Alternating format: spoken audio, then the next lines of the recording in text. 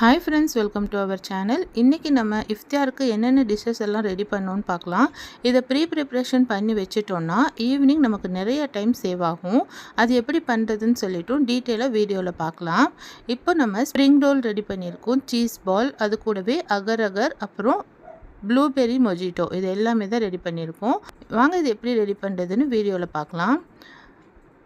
இப்போ நான் காலையில் 11 மணிக்கு எல்லாமே நான் ரெடி பண்ண ஆரம்பிச்சிட்டேன். ப்ரிப்ரேஷன் வேலையெல்லாம் சீக்கிரம் செஞ்சிடலாம். இதுக்கு ஃபஸ்ட்டு 2 உருளைக்கிழங்க குக்கரில் வேக வைக்க வச்சுட்டேன். இது வெந்துட்டுருக்கட்டும். அதுக்கப்புறம் ஒரு 300 கிராம் அளவுக்கு சிக்கன் எடுத்திருக்கேன், போன்லெஸ் எடுத்திருக்கேன். இதை ஒரு கடாயில் சேர்த்திக்கலாம். சேர்த்துட்டு இது கூடவே கொஞ்சமாக உப்பு சேர்த்திக்கோங்க. அதுக்கப்புறம் ஒரு 1/2 டீஸ்பூன் அளவுக்கு பெப்பர் பவுடர், அதுக்கப்புறம் 1 டீஸ்பூன் அளவுக்கு சோயா சாஸ் சேர்த்துக்கோங்க. இது எல்லாத்தையுமே நல்லா மிக்ஸ் பண்ணி விட்டுக்கோங்க. இப்போ இதை அடுப்பில் வச்சு கொஞ்ச நேரம் வதக்கிக்கோங்க. கலர் சேஞ்ச் ஆகிற வரைக்கும் வதக்கிக்கலாம். இந்த அளவு வதங்கினதுக்கப்புறம் இதில் தண்ணி ஊற்றி வேக வச்சுக்கோங்க. நோம்பு வச்சுட்டு காலையில் கொஞ்சம் எனர்ஜி இருக்கும், அந்த டைம் நம்ம இதெல்லாம் ரெடி பண்ணி வச்சிடணும். அப்போ ஈவினிங் டைமில் நம்ம ஃப்ரை பண்ணுற வேலை மட்டும்தான் இருக்கும். இப்போ இந்த சிக்கன் எல்லாமே வெந்துருச்சு. இதை நம்ம கையிலேயே சின்ன சின்ன பீசஸாக ஃபஸ்ட்டு கட் பண்ணிடலாம். இந்த மாதிரி கையிலேயே நல்லா உதிர்த்துக்கணும். இப்போ இதில் பாதி போர்ஷன் நான் தனியாக எடுத்துக்கிறேன், அது சீஸ் பால்காக.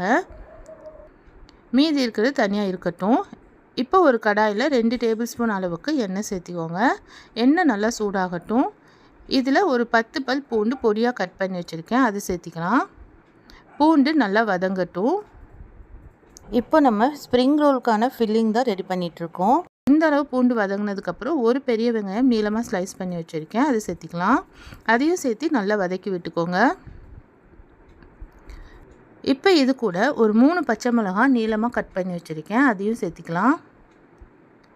அடுத்ததாக நம்ம வெஜிடபிள் சேர்த்த போகிறோம். இன்றைக்கி நான் 3 வெஜிடபிள் எடுத்திருக்கேன். முட்டைக்கோஸ், கேரட், குடமிளகாய் 3மே எடுத்திருக்கேன். உங்களுக்கு என்ன வெஜிடபிள் வேணுமோ எடுத்துக்கலாம். ஃபஸ்ட்டு கேரட் சேர்த்திக்கோங்க. கேரட் ஒரு 2 நிமிஷம் வதங்கட்டும். அதுக்கப்புறமேலு முட்டைக்கோஸ் சேர்த்திக்கலாம். முட்டைக்கோசும் சேர்த்து கொஞ்ச நேரம் வதக்கிக்கோங்க. இது ரெண்டுமே வதங்கினதுக்கப்புறம் குடமிளகாய் கடைசியாக சேர்த்திக்கோங்க.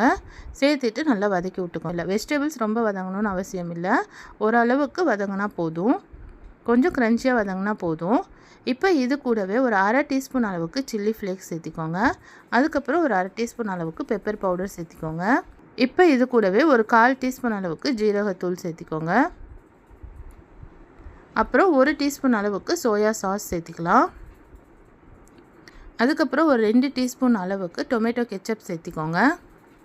டொமேட்டோ கெச்சப் இல்லை அப்படின்னா நீங்கள் ஒரு தக்காளி கூட இது கூட சேர்த்திக்கலாம். எல்லாமே சேர்த்திட்டு நல்லா வதக்கி விட்டுக்கோங்க.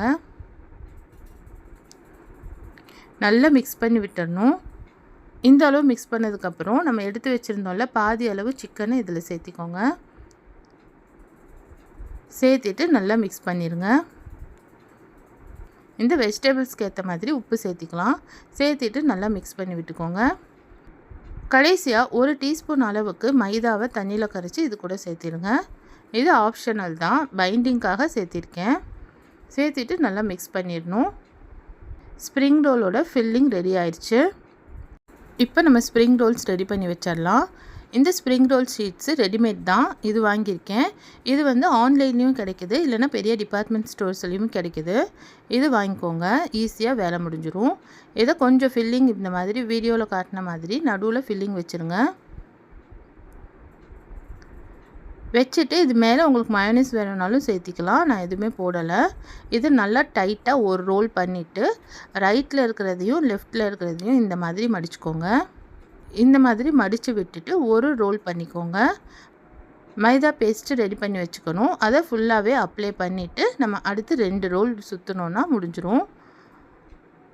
அவ்வளோதான், சூப்பரான ஸ்ப்ரிங் ரோல்ஸ் ரெடி ஆயிடுச்சு. இந்த மாதிரி எல்லா ஃபில்லிங்கையும் வச்சு நம்ம ரெடி பண்ணி ஜிப்லாக் கவரில் போட்டு ஃப்ரீசரில் வச்சுட்டு நம்ம ஒரு 1 வீக்கு கூட நம்ம யூஸ் பண்ணிக்கலாம். தேவைப்படும் போது எடுத்து ஃப்ரை பண்ணிடலாம். இது அப்படியே ஃப்ரீசரில் கொஞ்ச நேரம் இருக்கட்டும். ஈவினிங் நம்ம ஃப்ரை பண்ணுறதுக்கு எடுத்தால் போதும். இப்போ நம்ம உருளைக்கிழங்கு வேக வச்சு வச்சுருந்தோம்ல, இதை நல்லா மசிச்சுக்கணும். இந்த அளவுக்கு நல்லா மசிச்சிடணும். இது தனியாக இருக்கட்டும். இப்போ ஒரு மிக்ஸி ஜாரில் நம்ம எடுத்து வச்சுருந்தோம்ல மீதி சிக்கனை அது சேர்த்திக்கோங்க. இது கூடவே கொஞ்சமாக கொத்தமல்லி தழை சேர்த்திக்கலாம். அப்புறம் ஒரு டீஸ்பூன் அளவுக்கு இஞ்சி பூண்டு பேஸ்ட்டு சேர்த்திக்கோங்க. அப்புறம் ஒரு அரை டீஸ்பூன் அளவுக்கு மிளகாய் தூள் சேர்த்திக்கலாம். ஒரு 1/4 டீஸ்பூன் அளவுக்கு கரம் மசாலா தூள் சேர்த்திக்கோங்க. அதுக்கப்புறம் ஒரு 2 பிரெட் ஸ்லைசஸை இதில் கட் பண்ணி சேர்த்திக்கலாம். வீட் ப்ரெட்டு மில்க் ப்ரெட் எதாக இருந்தாலும் பரவாயில்ல, 2 ஸ்லைஸ் அப்படியே சேர்த்திக்கோங்க. இது ஒரு பைண்டிங்காக தான். இது எல்லாத்தையும் சேர்த்திட்டு நல்லா அரைச்சிட்டு வந்துடணும். தண்ணி எதுவும் சேர்த்தாமல் நல்லா அரைச்சிட்டு வந்துடுங்க. இப்போ இதை ஒரு பவுலில் மாற்றிட்டு வேக வச்சு மசிச்சு வச்சுருந்தோம்ல அந்த உருளைக்கிழங்கும் இது கூட சேர்த்திடுங்க. சேர்த்திட்டு நல்லா மிக்ஸ் பண்ணி விடணும். நல்லா டைட்டாக மிக்ஸ் பண்ணி விடுங்க, எல்லாமே சேர்ந்து வர்ற மாதிரி. இந்த ப்ரிப்ரேஷன் வேலை எல்லாமே காலையில் கொஞ்சம் நமக்கு எனர்ஜி இருக்கும்போது ரெடி பண்ணி வச்சுட்டோன்னா ஈவினிங் ஃப்ரை பண்ணுற வேலை மட்டும்தான் இருக்கும். ரொம்ப ரொம்ப ஈஸியாக இருக்கும். நீங்களும் கண்டிப்பாக ட்ரை பண்ணி பாருங்கள். இது இந்த அளவு நல்லா மிக்ஸ் பண்ணி விட்டுடணும். இப்போ கொஞ்சமாக சீஸு துருவி வச்சுருக்கேன், இதுவும் தனியாக இருக்கட்டும். இப்போ ஒரு பவுலில் 2 டேபிள் ஸ்பூன் அளவுக்கு மைதா, 1 டீஸ்பூன் அளவுக்கு கார்ன்ஃப்ளவர் மாவு சேர்த்திக்கோங்க. இது கூடவே கொஞ்சமாக உப்பு சேர்த்திக்கலாம். அப்புறம் ஒரு 1/4 டீஸ்பூன் அளவுக்கு மிளகுத்தூள் சேர்த்திக்கோங்க. இது எல்லாத்தையுமே கொஞ்சம் தண்ணி ஊற்றி நல்லா மிக்ஸ் பண்ணி வச்சுக்கோங்க ஒரு பேஸ்ட் பதத்துக்கு. இதுதான் நம்ம ஸ்ப்ரிங் ரோல் ஷீட்டுக்கும் நம்ம ஒட்டணும். இதுதான் நம்ம சீஸ் பாலையும் உருட்டி எடுக்க போகிறோம். இப்போ இது தனியாக இருக்கட்டும். இப்போ நம்ம இதை ரெடி பண்ணி வச்சுருந்த இந்த மிக்ஸ்லேருந்து கொஞ்சமாக எடுத்துக்கோங்க. எடுத்துட்டு இதை நல்லா கையிலேயே வச்சு ஒரு பவுல் ஷேப்பில் பண்ணணும். நல்லா அழுத்தம் கொடுத்து நல்லா பவுல் மாதிரி ரெடி பண்ணிடுங்க. இதுக்குள்ளே சீஸ் நம்ம வச்சு ஃபில் பண்ண போகிறோம். உங்களுக்கு எவ்வளோ சீஸ் வேணுமோ அவ்வளோ வச்சுக்கலாம். மொசரல்லா சீஸ் தான் நான் இன்றைக்கி யூஸ் பண்ணியிருக்கேன். உங்கள்கிட்ட எந்த சீஸ் இருக்கோ அது யூஸ் பண்ணலாம். இதை எல்லாமே நல்லா டைட்டாக ரோல் பண்ணிவிட்டு நம்ம மைதா மிக்சர் இருக்குல்ல அதில் போட்டு ரோல் பண்ணி எடுங்க. ஃபஸ்ட்டு எடுத்துட்டு பிரெட் க்ரம்ஸ் ரெடி பண்ணி வச்சுருக்கேன், அதை கூட சேர்த்து நல்லா கோட் பண்ணிக்கோங்க. நல்லா ஃபுல்லாக கோட் பண்ணி எடுத்துடணும். பாருங்கள், இந்த மாதிரி எல்லாமே ரெடி பண்ணி வச்சுக்கணும். இப்போ இதையும் நம்ம ஃப்ரீசரில் ஜிப்லாக் கவரில் போட்டு கூட வச்சிடலாம். நீங்கள் 4-5 நாளைக்கு யூஸ் பண்ண முடியும். இப்போ அடுத்ததாக நம்ம சைனா கிராஸ் தான் ரெடி பண்ண போகிறோம். அகர் அகர் இது வந்து நம்ம 2 கலராக ரெடி பண்ண போகிறோம். அதுக்கு 1 கப் அளவுக்கு தண்ணி சேர்த்திக்கோங்க. இது கூடவே ஒரு 10 கிராம் அளவுக்கு அகர் அகர் சேர்த்திக்கலாம். சேர்த்திட்டு இது நல்லா மிக்ஸ் பண்ணி விடுங்க. நல்லா கொதிக்கட்டும். அகர் அகர் நம்ம நிறையா டைப் செஞ்சுருக்கோம், நம்ம வீடியோஸ்லேயே இருக்குது, நீங்கள் போய் பாருங்கள். இந்த அளவு அகர் அகர் கரைஞ்சதுக்கப்புறம் 1 கப் அளவுக்கு சர்க்கரை சேர்த்திக்கோங்க. 3/4 கப்லேருந்து 1 கப் அளவுக்கு சர்க்கரை சேர்த்தலாம். ஏன்னா நம்ம பால் சேர்த்து போகிறோம், அதனால சர்க்கரை ஜாஸ்தியாக தான் தேவைப்படும். சர்க்கரை நல்லா கரைஞ்சதுக்கப்புறம் 1 கப் அளவுக்கு நல்லா திக்கான பால் சேர்த்திக்கோங்க. பால் சேர்த்தி நல்லா மிக்ஸ் பண்ணி விடணும். நல்லா மிக்ஸ் பண்ணி விட்டுட்டு இது கூடவே கண்டென்ஸ்டு மில்க்கும் நீங்கள் சேர்த்திக்கலாம், நல்லாயிருக்கும். இப்போ எல்லாமே மிக்ஸ் பண்ணதுக்கப்புறம் இதை 2 போர்ஷனாக பிரிக்க போகிறேன். இப்போது ஒரு பாதி அளவுக்கு ஒரு பிளேட்டில் நம்ம ஃபில்டர் பண்ணிடலாம். மீதி பாதியில் நான் ரோஸ் மில்க் எசன்ஸ் சேர்த்திருக்கேன். உங்களுக்கு எந்த டேஸ்ட் வேணுமோ அந்த மாதிரி நீங்கள் இதை ரெடி பண்ணிடலாம். உங்களுக்கு பிஸ்தா ஃப்ளேவர் வேணால் பிஸ்தா எசன்ஸ் சேர்த்திக்கலாம், பாதாம் ஃப்ளேவர் வேணும்னா பாதாம் எசன்ஸ் சேர்த்திக்கலாம். இன்றைக்கி நான் ரோஸ் கலரும் ஒயிட்டும் செஞ்சுருக்கேன். அதையே சேர்த்திட்டு நல்லா மிக்ஸ் பண்ணி விட்டுட்டு ஃபில்டர் பண்ணிடலாம் ஒரு பிளேட்டில். இது ரெண்டுமே நல்லா செட் ஆகட்டும். இது ஒரு ஃபேனுக்கு கீழே வச்சிங்கன்னா ஒரு 10 to 15 நிமிஷத்துலேயே செட் ஆயிரும். இதை சின்ன சின்ன பீசஸாக போட்டுடலாம். பாருங்கள், சூப்பரான 2 கலரில் நமக்கு சைனா கிராஸ் ரெடி ஆயிடுச்சு. இதையும் நம்ம நல்லா அரேஞ்ச் பண்ணி ஃப்ரிட்ஜில் வச்சிடலாம், கூல் ஆகட்டும். அவ்வளோதான், நம்ம மெயின் வேலை எல்லாத்தையுமே முடிச்சாச்சு. இப்போ ஈவினிங் வந்தால் போதும். ஈவினிங் ஒரு 5 o'clock கிச்சனுக்கு வந்தால் போதும். எல்லா வேலையும் ஆல்மோஸ்ட் முடிச்சு வச்சாச்சு. இப்போ ஈவினிங் 5 o'clock ஆச்சு. இப்போது ப்ளூபெர்ரி மொஜிட்டோ தான் ரெடி பண்ணிகிட்ருக்கேன். எந்த கிளாஸில் நம்ம சர்வ் பண்ண போகிறோமோ அந்த கிளாஸில் கொஞ்சமாக புதினா சேர்த்திக்கலாம்.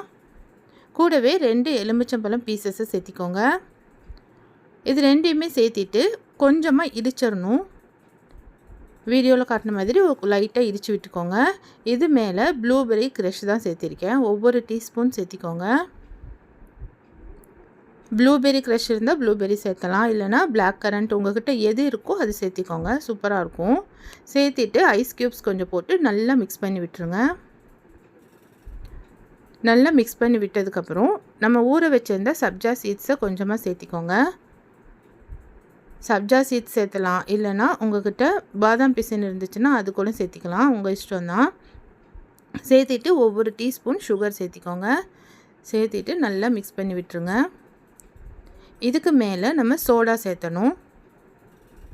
நான் ஸ்ப்ரைட் தான் எடுத்திருக்கேன். உங்கள்கிட்ட எந்த சோடா அவைலபிளாக இருக்கோ அது நீங்கள் சேர்த்திக்கோங்க.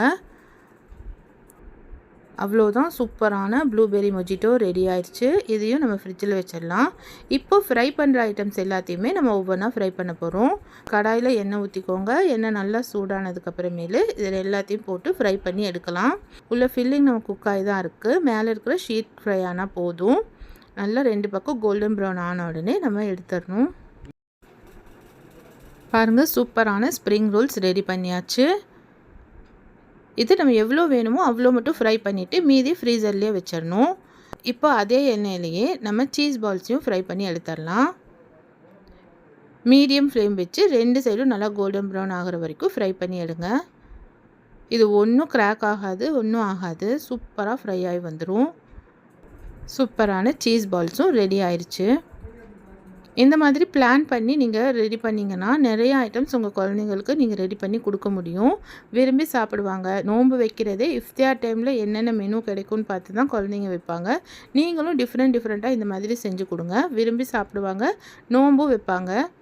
கண்டிப்பாக இந்த வீடியோ உங்களுக்கு ரொம்ப பிடிச்சிருக்குன்னு நம்புகிறேன். பிடிச்சிருந்துச்சுன்னா மறக்காமல் நம்ம சேனலை லைக் பண்ணுங்கள், ஷேர் பண்ணுங்கள், சப்ஸ்கிரைப் பண்ணுங்கள். பக்கத்தில் இருக்கிற பெல் ஐக்கானையும் கிளிக் பண்ணுங்கள். அப்போ தான் உங்களுக்கு நோட்டிஃபிகேஷன் வரும். தேங்க்யூ ஃபார் வாட்சிங்.